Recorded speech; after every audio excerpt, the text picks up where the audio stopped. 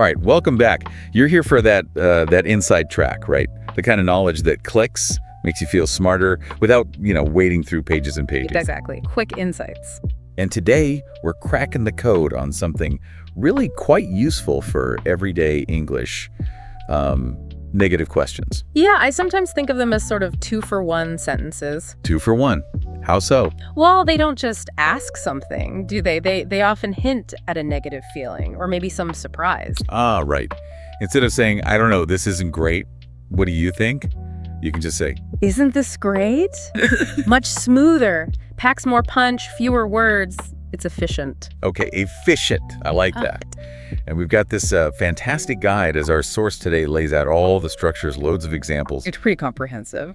So our mission for this deep dive is to really get our heads around how these negative questions work, the structure, but also, maybe more importantly, when to use them effectively. Right, when they land best. We want you to have that kind of aha moment.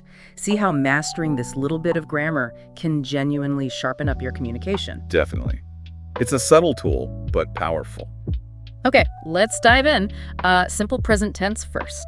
Sounds good. So simple present, the basic recipe is you take do or does, add the subject, then not, usually contracted, and the base verb. Right, so the example, you like coffee, becomes Don't you like coffee? don't you like coffee? That little don't makes such a difference. It's not neutral, is it? It feels like, maybe I'm surprised you don't. Exactly. It often carries that little bit of surprise or maybe an assumption, like, I thought you did like coffee. How's that different from the more formal version? Do you not like coffee? That sounds clunky. It does, yeah.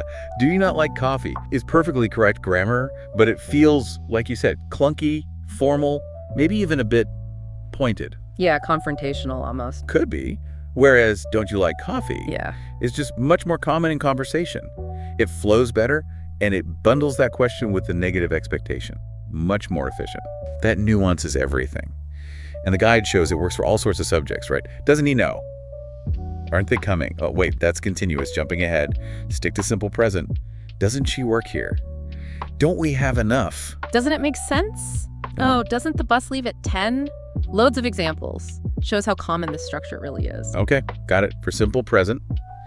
What about things happening like right now? Present continuous. Right, present continuous. So here we lead with the to be verb am, is, or are, then the subject, then not, again, usually contracted, and the ing verb. Okay, so an example like, aren't you coming to the party? Exactly. Aren't you coming to the party? That one often implies, surprise, or maybe that the speaker expected you to be coming. Yeah, like, I thought you were. Or maybe even a little nudge, like, you should be coming. It can have that flavor, definitely. Or think about, am I not helping enough? Oh, that's a good one. Sounds quite self-reflective. It is. It's not just asking if you're helping, it's seeking reassurance, maybe hinting at some self-doubt. That negative question packs in that emotional layer so neatly. It really does. It's doing more than just asking for facts. It's colored with feelings, expectations. And again, look at the range in the examples. Aren't you cooking? Isn't he playing? Aren't they meeting us? Isn't it raining? Aren't I helping? Aren't me listening? Aren't we learning? Aren't they feeling well? All common situations. Right, all using that structure to hint at something slightly off or unexpected.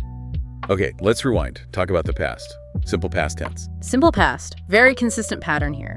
You use did, then the subject, then not, almost always didn't, and then the base form of the verb. Remember, base form after did. Gotcha. So instead of say, you didn't call her, as a statement question, it becomes a more direct, didn't you call her? Exactly. Didn't you call her? And that feels like it really underlines a missed action, doesn't it? Like, hey, I expected you to call. Precisely.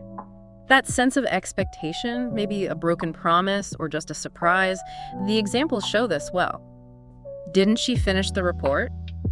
Implies, maybe she was supposed to. Or, didn't it work properly? Yeah. Focusing on some past problem. Yeah, or didn't they enjoy the party? That's interesting because it's not just asking if they enjoyed it. It often suggests the speaker thought they would or should have enjoyed it. Right, that underlying assumption again. Okay, what if the action was ongoing in the past?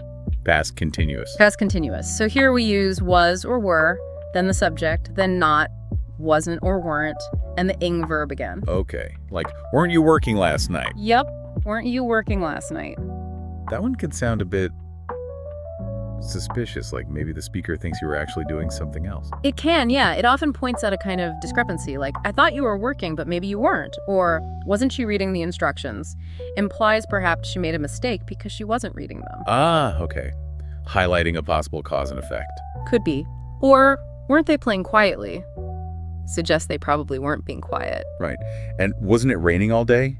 Just questioning a continuous state in the past? Exactly. It's all about questioning something that was, or was expected to be, in progress. It's fascinating how much is unsaid, just implied by the structure. Okay, moving forward in time. Well, sort of. Present perfect, linking past and present. Present perfect, right. The structure uses have or has, then the subject, then not, haven't or hasn't, and this time, the past participle. Got it, past participle. So, an example like, haven't you finished your work? Haven't you finished your work? Yes. That one definitely feels a bit impatient sometimes, like, come on, it should be done by now. Absolutely. There's often that strong sense of expected completion, or hasn't he called yet? Clearly shows you're waiting for the call, anticipating it. Yeah, the yet often reinforces that. And the guide has tons. Haven't they gone home? Hasn't she traveled? Haven't we met before? Hasn't it started? Haven't you seen that movie? Hasn't he replied? Haven't they eaten all the cake? Maybe a slight accusation there. Ah, maybe.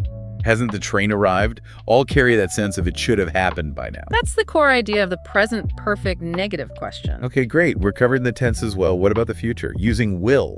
Future with will, structure is will, subject, not, and here it's almost always contracted to won't, then the base verb. Won't. Okay, so won't you come to the meeting? Won't you come to the meeting? Yes. That sounds hopeful. Like the speaker really wants the listener to be there. It's not just asking, it's encouraging. Exactly right. Often there's that element of persuasion or hope. Won't she help us? Implies you really need or want her help. Or maybe a concern like, won't it be too late? Yeah, expressing worry about a future outcome. Won't they arrive on time? Similar concern. Won't it finish soon? Expressing anticipation, maybe impatience again. So these future ones often seem to carry hope, concern, maybe a bit of gentle persuasion. That's a good summary of the feel, yeah. Okay, one more big category. Modal verbs. Can, should, must, would, all those. How do they fit in? Same basic pattern, actually. You put the modal verb first, then the subject, then not, usually contracted, and the base verb. Simple enough. So, can't you hear me? Can't you hear me? Yep. Often expresses surprise, maybe frustration. Definitely can feel frustrated. And modals already have their own specific meanings, right? Ability, obligation. Exactly. So the negative question kind of intensifies that meaning or puts a particular spin on it. Take, shouldn't she study more? Right. That's not just asking if she studies. It's suggesting she ought to. A bit of advice, maybe criticism. It is. It implies an obligation or a strong suggestion. Or how about, wouldn't we enjoy the show? That sounds rhetorical, like, of course we would enjoy the show. Often, yes. It strongly suggests a positive outcome is expected or likely. Wouldn't he be upset? Suggests he definitely would be. And the guide covers a good range. Can't, shouldn't, mustn't we forget. That's a strong reminder. Mayn't I go? Which is a bit formal, maybe. A little old-fashioned, perhaps, but grammatically fine. Then, couldn't he do better? Mightn't it rain later? Expressing possibility. So it shows how versatile this structure is, even with modals adding their own specific shades of meaning. Absolutely. Across all these tenses, all these forms with modals, the constant theme is this combination of asking a question while simultaneously expressing or implying something negative, an expectation, surprise, criticism, concern. And that efficiency we talked about at the start, it packs a lot in. So for you listening, aiming for that clear, impactful English, these are really valuable tools. Very valuable. They let you communicate nuance, emotion, expectation, much more subtly than just stating things directly sometimes. Okay, so let's just quickly recap. We've looked at forming these negative questions, sometimes called interrogative-cum-negative sentences, bit of a mouthful across the main tenses. Simple present, present continuous, simple past, past continuous, present perfect, future with will, and also with those key modal verbs. And the big takeaway is that they're not just grammatically interesting. They're practical tools for more nuanced, efficient, and often more emotionally resonant communication. Right. Understanding them isn't just about ticking a grammar box. It actually helps you decode conversations better, doesn't it? Yeah. You pick up on those underlying vibes. You really do. You start to hear the assumptions, the expectations hidden beneath the surface of the question. Which leads to something interesting for you to think about. Start noticing these negative questions in conversations around you or in things you read or watch. Ask yourself, why that structure? Yeah, what's the speaker really saying or implying when they ask, didn't you know? Instead of say, did you know? Or you didn't know, did you? What's the difference in feeling? What assumption is baked into, hasn't she called yet? How might using won't you join us feel different from will you join us? Exactly. Thinking about the speaker's choice can reveal a lot. And maybe think about how consciously choosing to use one of these forms yourself could change the dynamic of your own questions. Food for thought. Become a bit of a linguistic detective in your own life. See what patterns you spot, what insights you gain just by paying attention to these negative questions. You might be surprised. Yeah, absolutely. Well, that's our deep dive for today. Until next time, keep exploring.